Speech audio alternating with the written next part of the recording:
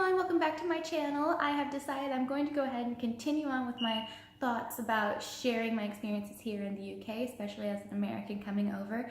I know that there's a lot of conflicting information on the internet, and I'm hoping to sort of set the record straight on a few things with the immigration process and tips and everything in case you're interested, especially when it comes to moving with pets, because that is something that it's very hard to find reliable information on, and I am in the process of all of it right now, so I've got some great advice on that as well.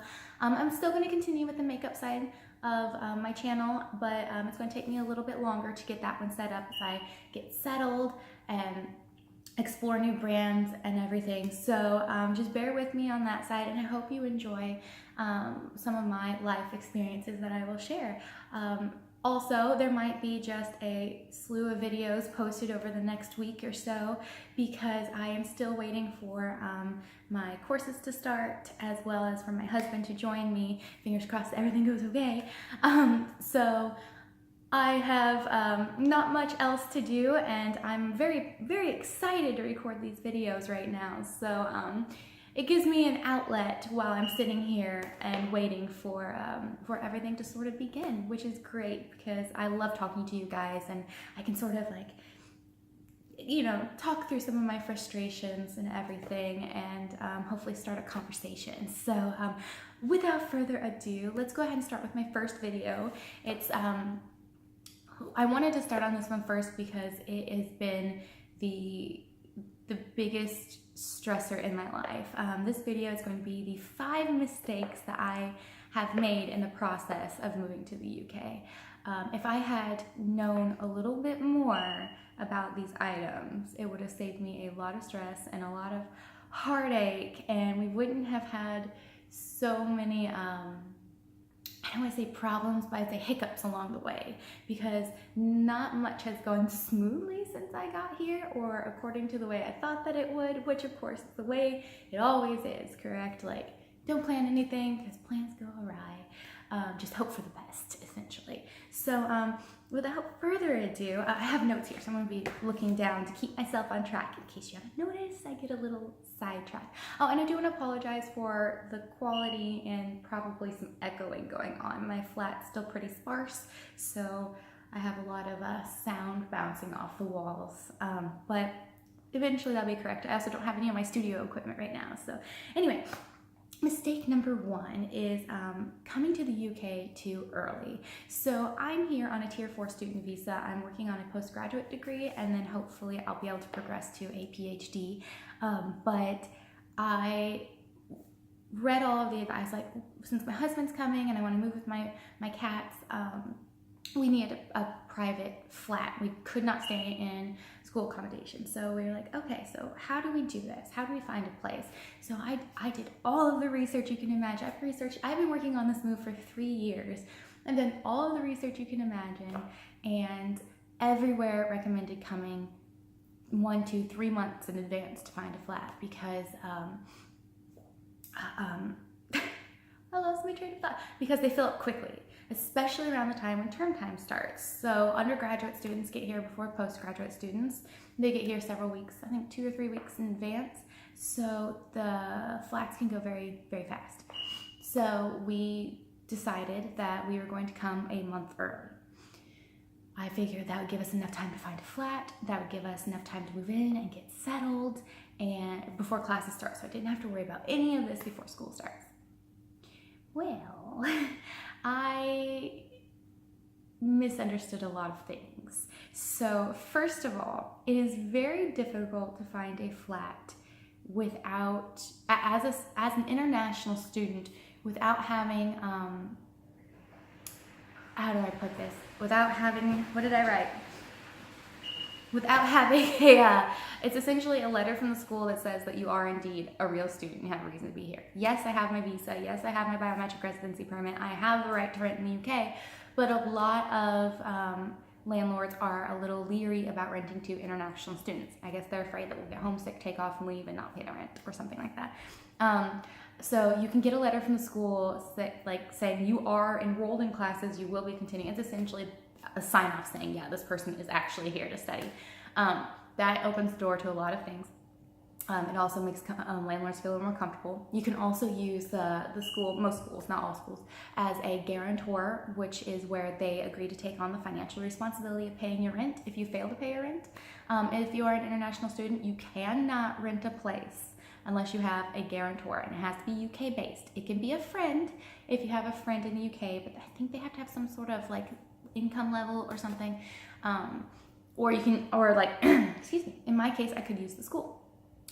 Unfortunately, I couldn't use the school until I enrolled, and I can't enroll until the end of this month. So that was just one more stressor, and actually one more expense, because we found they have companies that you can pay every month to be your guarantor.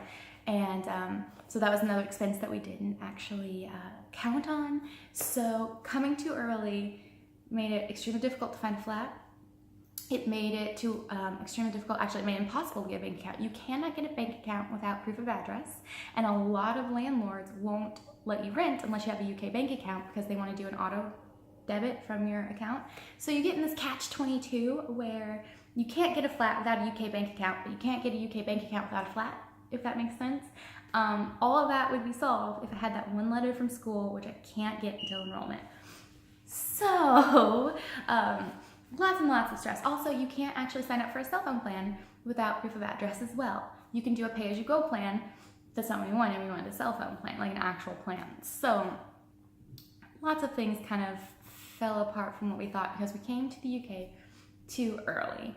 The thought was great, and we also followed the advice of the International Student Housing Association at my school, who said come about a month early, but it just did not work out at all.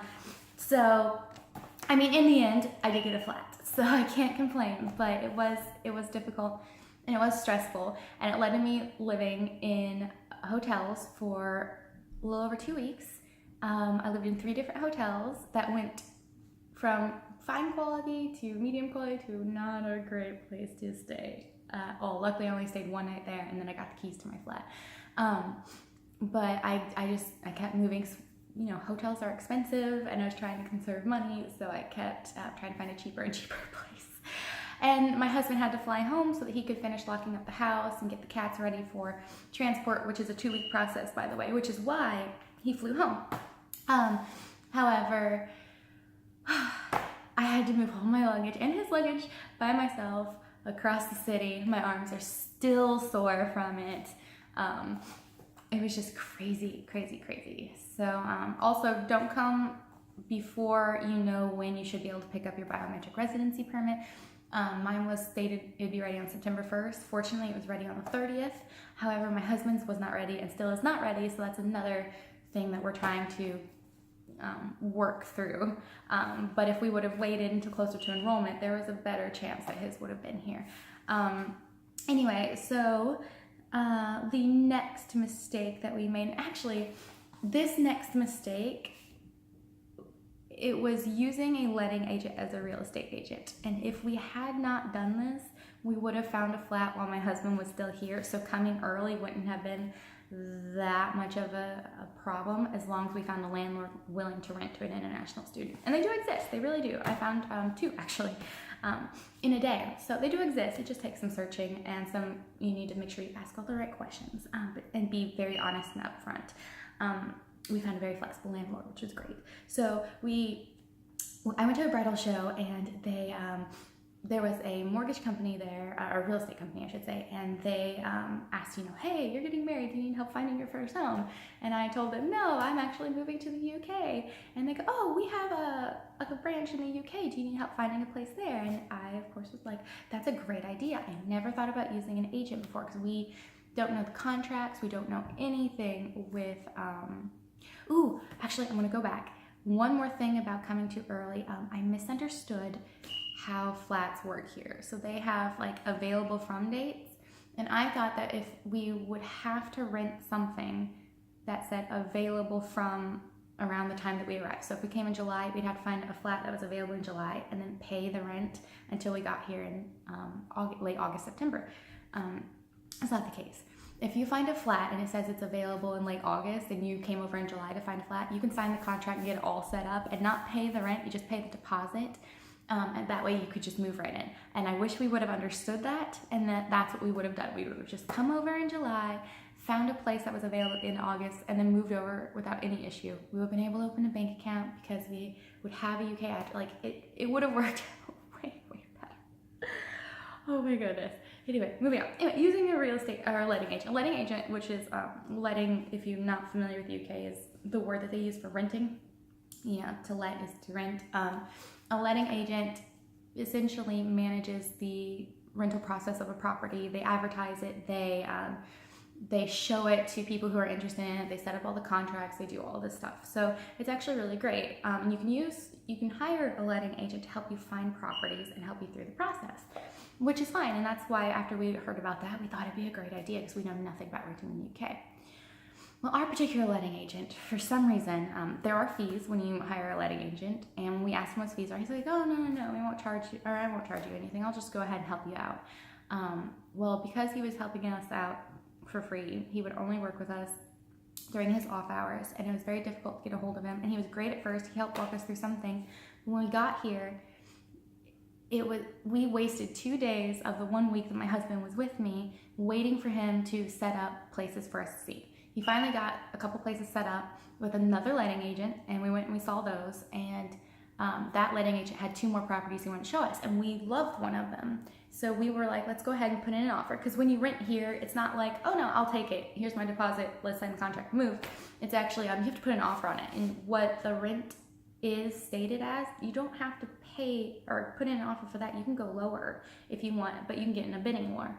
I'll get more into all of that whenever I do like a tips for moving here sort of thing. But so we got it set up and we saw them. We're like, yeah, let's put in an offer. So we were able to put in an offer. It took our letting agent over the whole weekend. Like, we put in an offer on Friday, took him the weekend to get it through. The landlord came back with a question, and then we came back with a counter offer, and it took another few days. And within all of this time, the landlord wound up going with somebody else because they got in an offer quicker. So our landlord I shouldn't say it cost, but he helped cost us this flat. And they were like, okay, well, we need to move on to the second one we saw that day because we loved it too. Do they accept pets? Can we go with them? It took them 4 days to get back to us. And by this time, my husband left.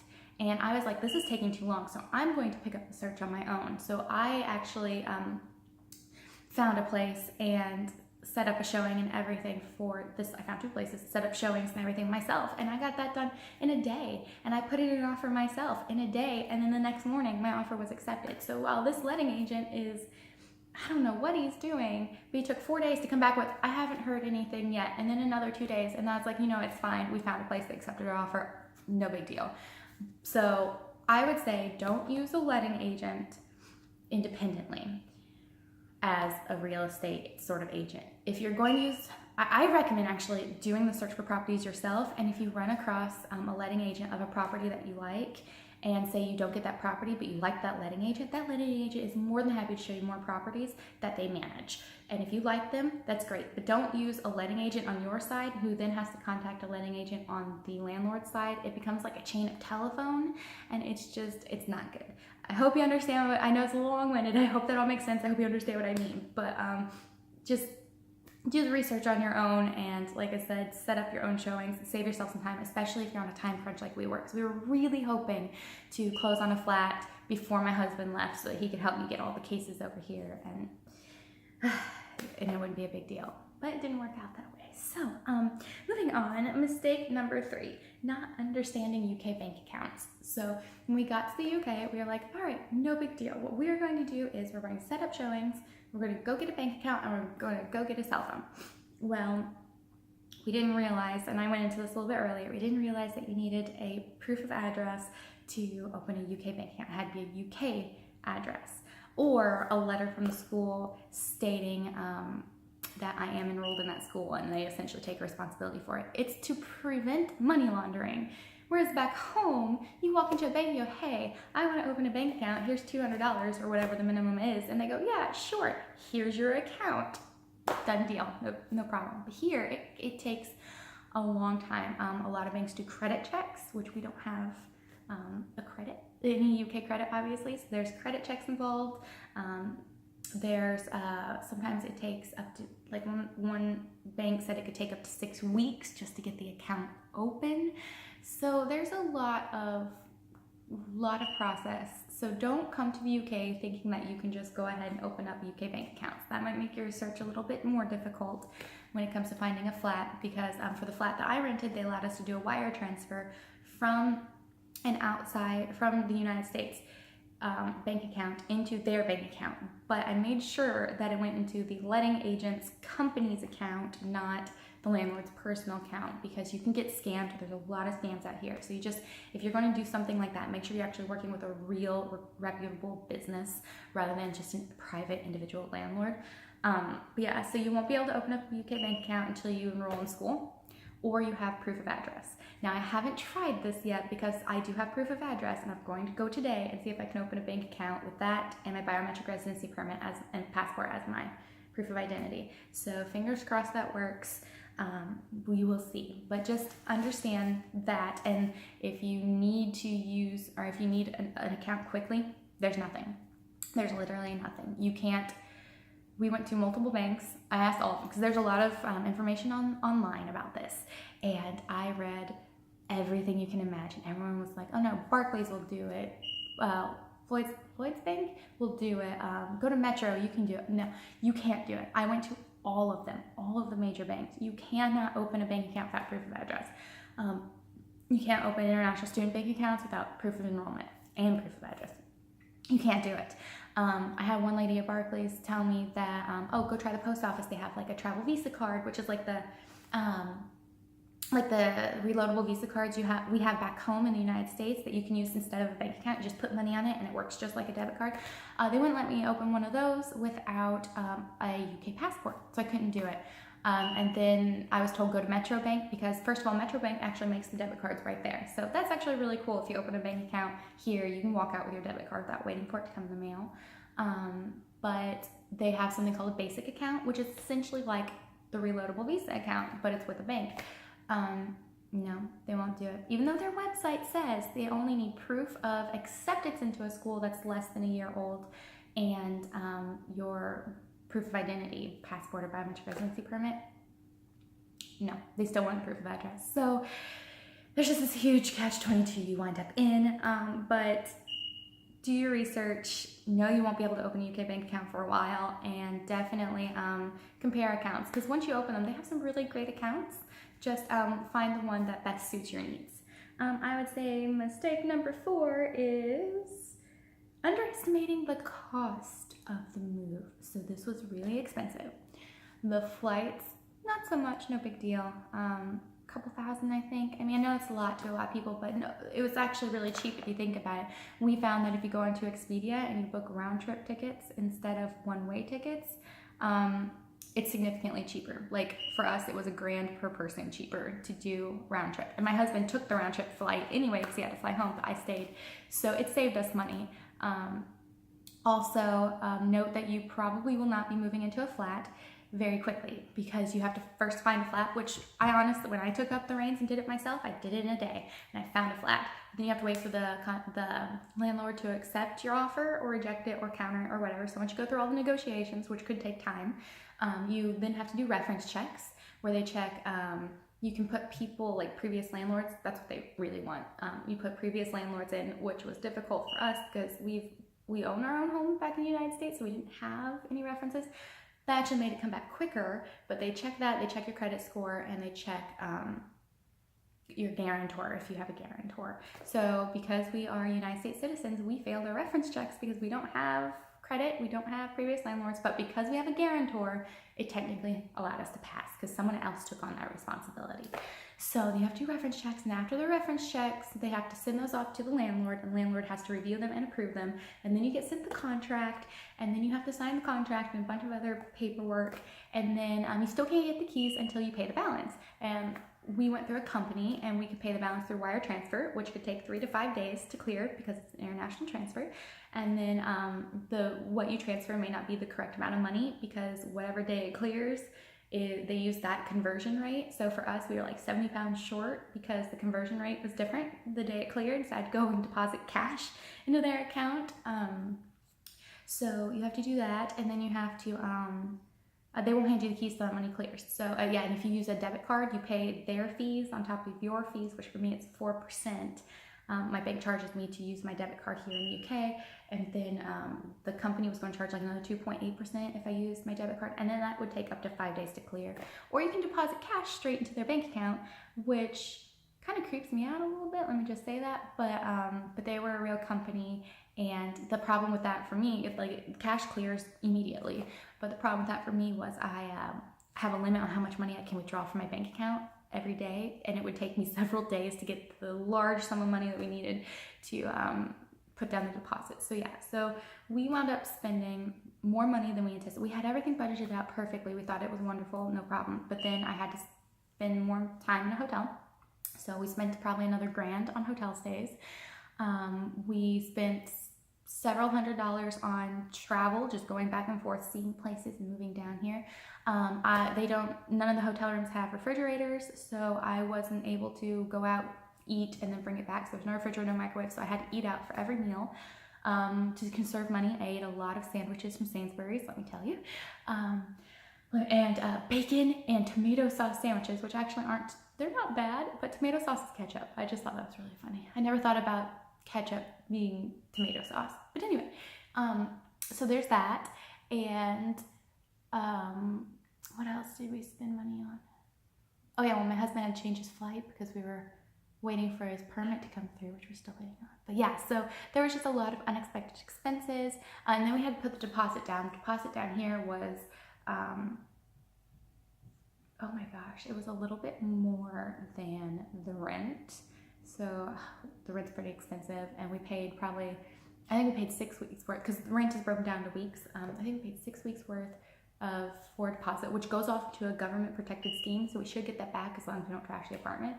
And then we've had to pay fees for the agency, referencing fees, all of this stuff. I mean, it was just crazy. Oh yeah, fees for the guarantor, because we thought we'd be able to use the school, and then we were too early, so we have to pay a guarantor. And now that's a monthly fee of just under, I think, £200. Like it's crazy. It was a lot more expensive than we thought it was going to be. I told you, I've been planning this for 3 years. I've done all of the research. I didn't know. There were so many things I still just didn't know. I didn't even know to look them up. So I really hope my experiences help someone out there who's planning this move.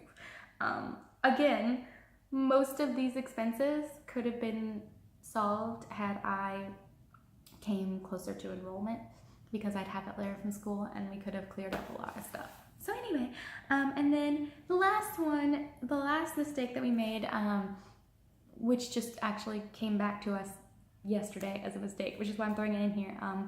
When my husband filled out his visa application, he used an email address that he no longer has. Because he has to leave his job in the US, he used his work email, which he used for everything. But now that, because he left his job in the US to come over here with me, that work email is just not there anymore. So apparently they need more information from him. He's been approved for his visa, it's no problem. He just, before he'll get his permit, he has to give them a little bit more information. And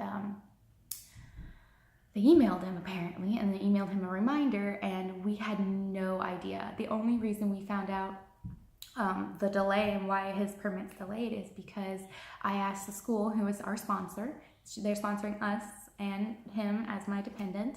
They emailed the border agency, and she got a response back very quickly that said this, and we're like, oh no. So now we have to figure out how on earth do we communicate to them, because they don't have a phone number you can call. You can email them, but they have a 5-day turnaround email, especially right now because with school starting, it's a busy period. So we did email them, and we're probably going to get a response back next Tuesday, saying everything that the school said, but we still have more things to tell them and more questions, because there wasn't a form. You could just say, like, you know, you couldn't really, you couldn't explain anything or fill anything out. You just say, oh, there was an issue, and then they get back to you with advice.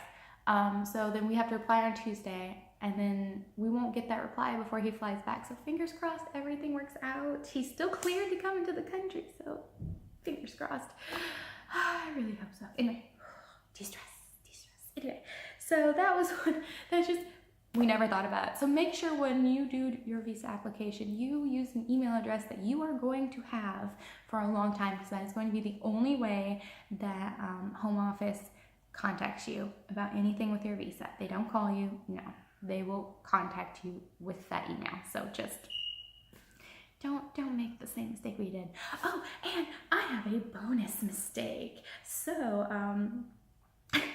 my bonus mistake are things are heavy. I have made this mistake way too many times.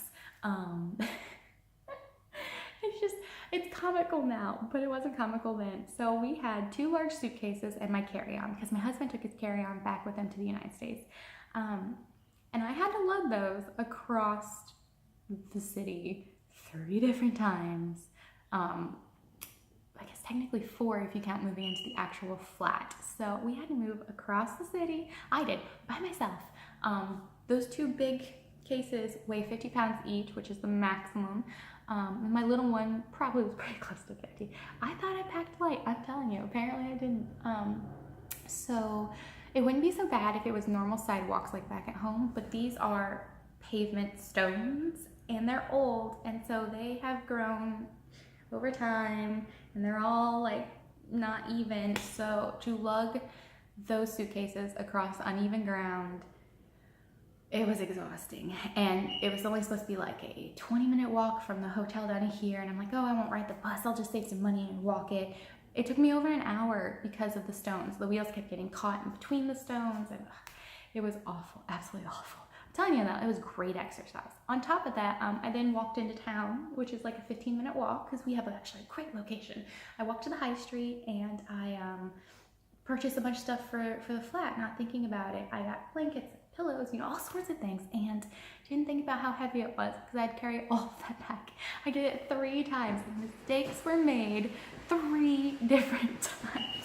Eventually I gave up and just took the bus back, so the bus dropped me off very close to my flat. So just keep in mind, things are heavy. You're going to have to walk everywhere. Your muscles will be sore. So do it in small, slow trips, if at all possible. And actually, to move my suitcases over here the last time, I did one big case from the last hotel I stayed at to my flat. Realized that was a mistake. I even had to go uphill. Oh my gosh. So I wound up hiring my very first Uber. Uber always freaked me out, and I used Uber for the very first time because I was so desperate to get to my flat quickly.